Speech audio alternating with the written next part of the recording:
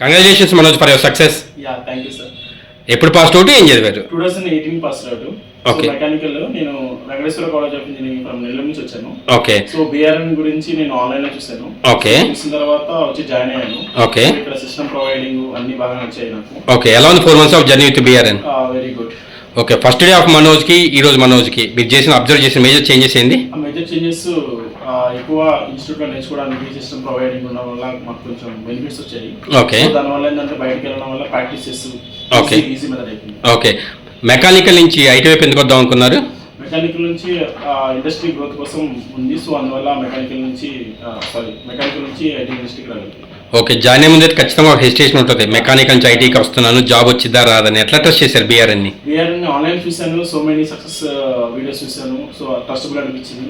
Okay. దానివల్ల join అయ్యాను. Okay. Join అయ్యే ముందు అయితే చాలా సక్సెస్ వీడియోస్ చూసి అన్నారు. ఇప్పుడు మీ సక్సెస్ వీడియో కూడా యూట్యూబ్లో రాబోతుంది. How do feel now? Yeah very good. I feel very good.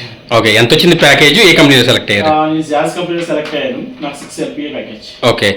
Job లేకుండా ఇబ్బంది పడే వాళ్ళకి లేదా మంచి కెరీర్ అనుకున్న వాళ్ళకి మీరు ఇచ్చే సజెషన్ ఏంది? బిఆర్ఎన్ ఇన్స్టిట్యూట్ ని చూస్ చేసుకోమంటాను. సో అది యూజ్ అవుతుంది. Okay. Anyways thanks for feedback and all the best for future. Yeah thank you so much sir.